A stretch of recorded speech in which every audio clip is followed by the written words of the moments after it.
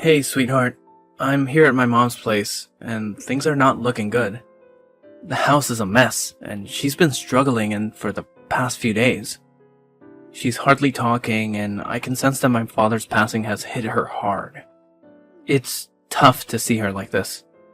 I suggested going out and doing something, but she wouldn't even budge from bed. It's been a few weeks since we lost Dad, and I hoped she'd at least start to feel a bit better. Oh no! I'm so sorry to hear that. It must be incredibly challenging for her. Maybe I can whip up something hearty and bring it over? We can all share a meal together. I'm sure it'll help alleviate some of her loneliness. Yeah, I appreciate you suggesting that. The idea of reducing her loneliness has been on my mind. I've actually been contemplating asking Mom to stay with us for a little while, just until she starts feeling better. Besides, having her around might help with keeping her mind off things. The house is full of memories of Dad, and I think it's best to give her a change of scenery for a while. Oh, absolutely. If you think it's what's best for her, then we should definitely have her stay with us for a while. Being close to you will undoubtedly lift her spirits too. Thanks, honey. I'm really grateful for your understanding. No worries at all. I'll whip up some comforting dishes, and when you guys get here, we can all sit down for a heartwarming dinner. I'll also get a room ready for her. Thank you. You're amazing. I'll be there soon. Oh, you're such a caring son, honey. I'm so glad you're willing to take care of your mom and make her feel better. Hey, Lillian. I need you to help me buy something. Hi, Sandra. Yeah, sure. Do you need anything from the grocery store? I'll get it for you when I pass by the store soon. Yes, Lillian. I need you to buy me caviar from the store at Greenwood Street. One my husband used to go to. Just mention his name and they will know what it's for. Remember, I don't want the one in the brown tin because they're cheaper and not something my taste buds would like. I want you to get the one in a small blue tin that is my favorite caviar. I want you to get 3 of them alongside some freshly baked bread. Remember, just a blue tin, as it's the only one that would suit my taste buds. Anything else you buy will go into the trash. I'm sorry to ask, but may I know how much this caviar would normally cost? They sound extremely pricey. They're around $250 for one tin. 3 of them, please. $250? I'm sorry, Sandra, but I'm afraid I can't afford to spend that much money on caviar. Me and Mikey are saving money up for the baby. And we're planning to renovate the baby's room before he's born, too. Are you saying that you won't buy me caviar then? Do you have any idea how much I've been wanting them? Are you joking with me? Is this how you treat your mother-in-law? No, it's not like that. I'd be more than happy to get you whatever you like. It's just, caviar is a little bit too expensive for my budget. We don't have that much money. Even Mikey is struggling with his business. Oh, what a sad life I'm living. My husband, who I love dearly, who can take care of me so wonderfully, has passed away and nobody seems to care. My poor son is married to someone who can't even think of me as her own mother and buy me the things that I want. My wonderful husband brings me home caviar every week, and we would eat it together for breakfast and laugh together watching the television. Oh, how I miss my husband. God, oh God, why is my life so difficult? I can't even get anything to remind me of my husband anymore. Because my daughter-in-law can't even afford it. Why didn't God just take me away instead of him? He was a good man. He deserves to live. I should be the one who died. Sandra, I'm so sorry. I don't know that it was something that you and your husband used to do. I didn't mean to make you feel this way. Oh, please don't say that. Michael needs you. He can't lose you after losing his father. I'm so sorry I made you feel this way. Look, let me see what I can do. Perhaps I can push certain plans for the baby. Don't worry about it. Would it be okay for me to purchase only one? Do you not get it, Lillian? 3 is the right number. My husband would bring 3 packs per week for us to eat. Why are you trying to ruin a tradition? Just because he's dead doesn't mean I should forget about it. No, that's really not what I meant, Sandra. Don't worry. I'll try to see what I can do and get you the caviar. I'll see you at home. You better come back with those. Or else, what is the point of me living in this house if it only brings me nothing but misery? Hey Lillian, where are you? I called you so many times and you haven't been picking up. Are you avoiding me or something? Hey, Sandra, I'm so sorry. I left my phone in my car when I went in the store. I really wasn't ignoring you. Is everything okay at home? Is there anything that you want me to bring home? I can bring home some lunch and we can eat together. If you haven't had anything yet for lunch. Yes, lunch would be great. I need you to buy me the pastrami sandwich from Big Mike's Diner. I want one without any extra sauce. For the cheese, I would only want Swiss cheese and provolone. I like only 2 slices of tomatoes, no less or more, as that's how my husband used to do it. Big Mike's Diner? As in the one that's 2 hours away from here? Yes, where else will they be? Stop asking pointless questions and go get them for me. Don't mess up the order. Listen, Sandra, I'm sorry. And I'm not trying to be rude, but I don't think I can drive 2 hours to get the sandwich. Maybe we can ask Michael to get it in a time when he has free time. I have a doctor's appointment in an hour. If I get the sandwich, I won't make it to my appointment. I don't care about your doctor's appointment. You can do that anytime. Can't you reschedule?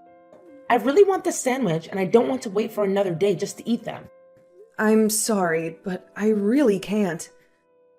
I can't just simply cancel my doctor's appointment. I need to check on the health of the baby, your grandson. Plus, I don't think it would be healthy for me to be driving that long when I'm 7 months pregnant. Excuses after excuses. Don't be such a baby. When I was pregnant with Michael, I did all sorts of things and I am doing fine, and so is he. I know this is just one of those excuses you make so that you can make me more miserable than I already am. Why is it so hard for me to get the sandwich that my husband used to get for me? It's one of the memories left of him that can help me go through the day when things get hard. My husband would never make excuses like you. My poor son, Michael. I wonder how he survives living with you all these years. God, why won't he just take me away? I want to be dead with my husband. I don't want to live here with this horrible woman. Sandra, please don't say that. That is not true at all. I have nothing against you, and I would never want to make you miserable. Please don't wish death upon yourself. Look, maybe I can go tomorrow. I'll be freer then. No! I already told you. I want it today. I've been thinking about it non-stop today. Are you trying to torture me by making me wait another day? My husband would never make me wait for things I really want. Oh God, why can't you just take me away too? Fine, Sandra. I'll cancel my doctor's appointment and I'll drive to the restaurant to get you the sandwich. Please stop wishing that you'll die. Michael would be so heartbroken to hear that. Be quick. Don't waste my time. Hey, Sandra? Were you at home all day yesterday? Yes? What is it now? Are you accusing me of stealing things in your house? What? No, that's not what I'm trying to say. I just want to ask you regarding the baby's room. You've seen it before. When you first came, we painted it blue because the baby's a boy, and we thought it would suit him. We even put up a lot of different toys that we thought the baby might like. You know where I'm going with this, don't you, Sandra? The color is hideous. I don't feel good looking at it.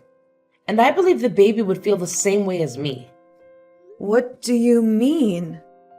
The blue color of the room that you painted? It's hideous. It really doesn't suit the baby. It's better off with the current color. I love it more this time. So it was you who changed the color of the room without our permission.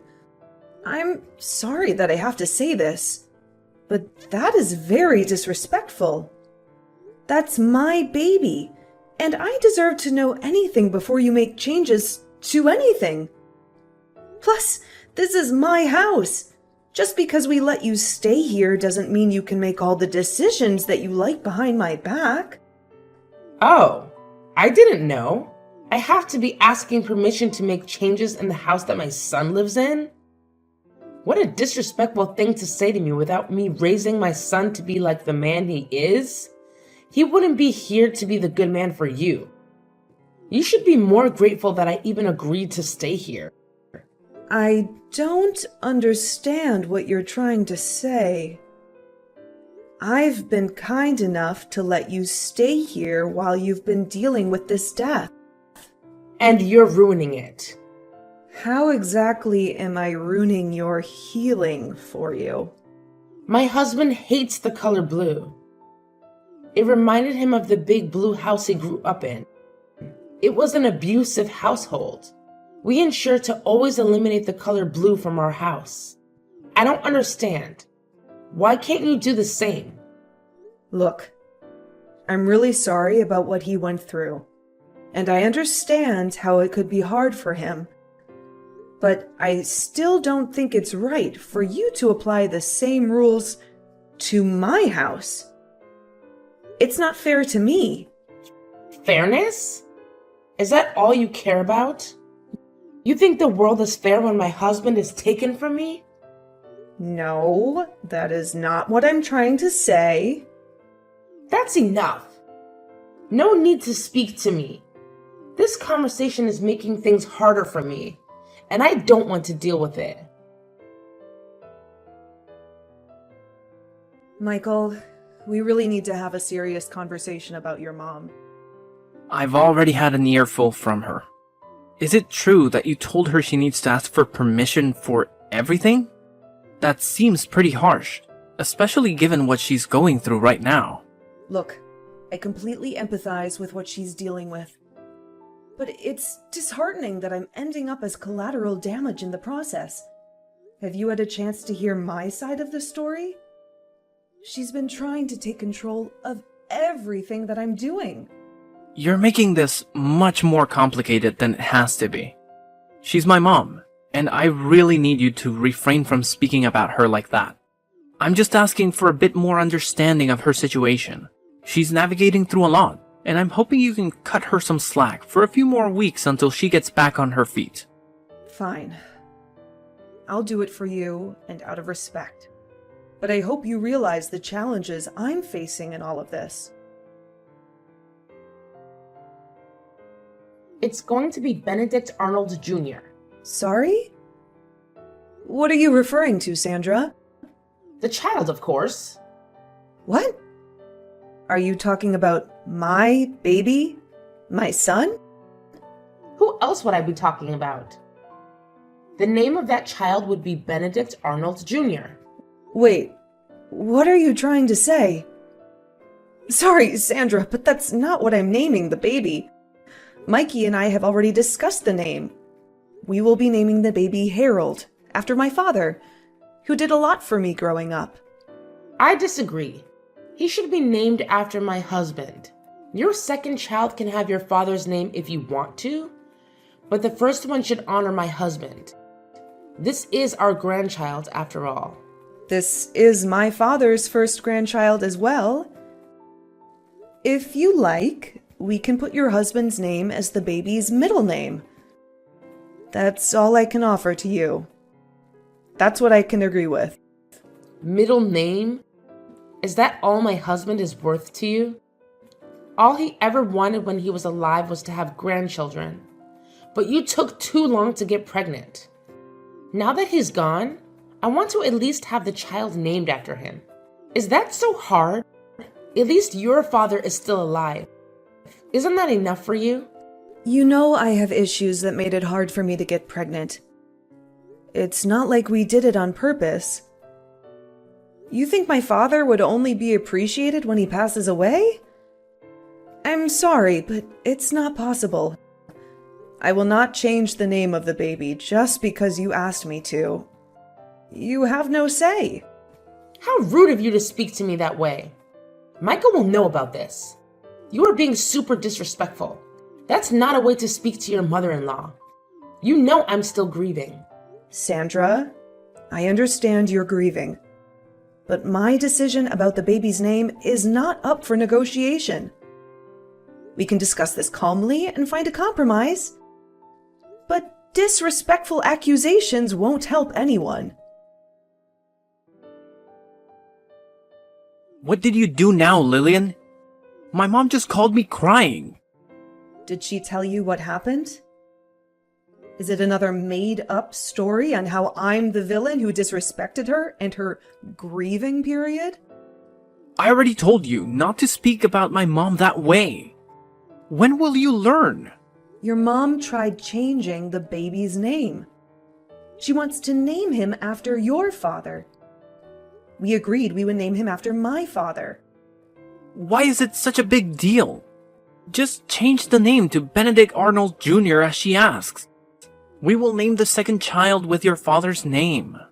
Isn't that easier than arguing non-stop? Are you kidding me? So you just stick to whatever your mom has to say? I told you, she's going through a hard time. She's trying to hold on to as many pieces of memories as she can of my father as much as possible. You won't understand. Why? Because my father is still alive, and therefore I should never appreciate him, and I should only care for yours because he's already passed? Let's be real. You never really cared about your father anyway when he was alive. Are you expecting me to do the same? How dare you say that to me? You're being overdramatic. How could you disrespect your mother-in-law just because you want things to go your way? Of course I want things to go my way. This is my child. I'm done talking to you. Unless you calm down and come to your senses, then don't speak to me. Gladly. I will be in the labor room with you since that is my grandchild. I love to be the first to hold it as well. I'm telling you this now so you won't come up with excuses later or about your planning. Just like when I asked you to change the name. Sorry, Sandra, but I can't let you in the labor room with me. It's going to be a very vulnerable moment for me. So I would prefer to have my mother and my husband in it instead. You'll be able to see the baby after he's born. How could you? I am the child's grandmother. I deserve to be there to see it. You don't get to kick me out. Sorry, Sandra, but I really won't be able to let you in. I'm not comfortable with having you in it. I prefer to have my own mother. I know what this is all about. You're still hating on me because of what happened.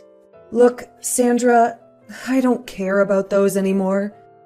I forgive you for changing the baby's room, for making me do things that are too hard for pregnant women, and for trying to change the name of the baby. I want to give birth without all this negativity. Oh no, it's not that. You're mad at me because your husband loves me more than he loves you. What? I never thought about it that way. Of course you did. You've always been the jealous kind. You are always so visibly upset that he would choose me over you. He loves me more than anything. He's your son. It doesn't matter how much he loves you.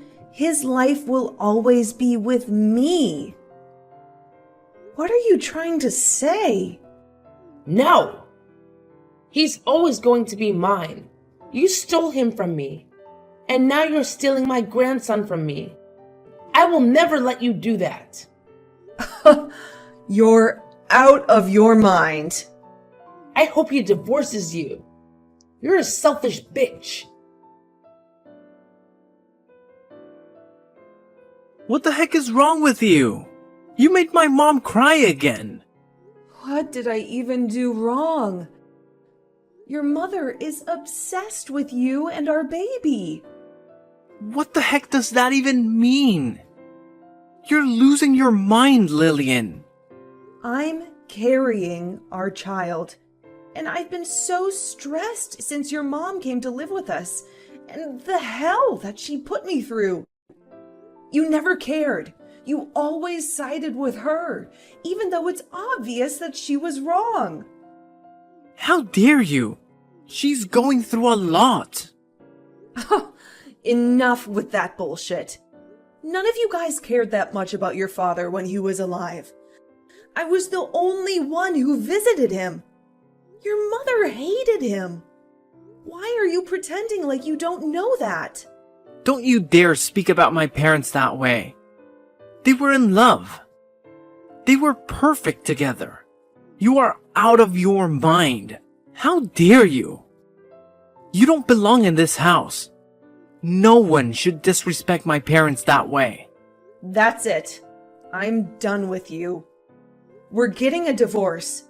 I will gladly leave this house if it means I don't have to deal with you or your mom anymore.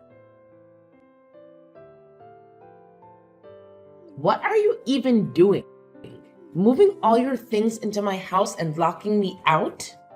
You don't deserve to even step your dirty feet in here. Come back and take all your things with you. Sorry, you mean my house? Can you please stop trying to open the door? Or else I'm going to have to call the police on you. Please leave. Are you out of your freaking mind? This is the house that my husband and I have been living in forever. It's my house now that he's dead. Get out and let me in. How do you even have the key? You thief. Oh, you must have not heard. Heard what? Get out. Your husband wrote to me on his will that once he passed, this house would be passed down to me. You don't get a cent of his money. You can stop pretending now, Sandra. You never cared for him. You were abusive to him. You even brainwashed Michael to hate him. Initially, I thought it was guilt that changed you, but I figured it out. It was all an act. You don't care that he died. You only care about his money. What? That's impossible. Why would he give it to you and not me? That's ridiculous. Is it though? I took care of him like he was my own father. I cared for him more than you and Michael did. Ah, that poor guy. He died knowing that you are all going to be chasing his money. If you have any issues with the will, please contact his lawyer. They will explain everything to you. But for now, please leave me alone and leave my property. Or else I'll call the police on you. Wait! No. Lillian, listen. It wasn't an act. I do care for him. I care for you too. You're the best daughter-in-law. I'm sorry for everything. I knew you would say this. Enough! And leave my property. The police are on their way. Honey, I'm really sorry. How did I ever miss this? You are just like your mother. Even your apology disgusts me. It's all about money, isn't it? No! You know how much I love you. My mother, she got into me. But I know better now. I know better now, too. I know not to trust someone like you and your mother. Leave. A few weeks after that, the divorce between Lillian and Michael is finalized. Lillian was able to get full custody of her baby, and she was also able to live comfortably, thanks to inheritance that her father-in-law passed down to her. On the other hand, Sandra was still in disbelief that her husband didn't pass anything to her because of his will.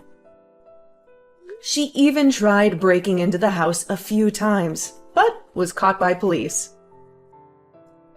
As for Michael, he has been struggling a lot after the divorce, as he realized how true the things that Lillian has always said about his mother are.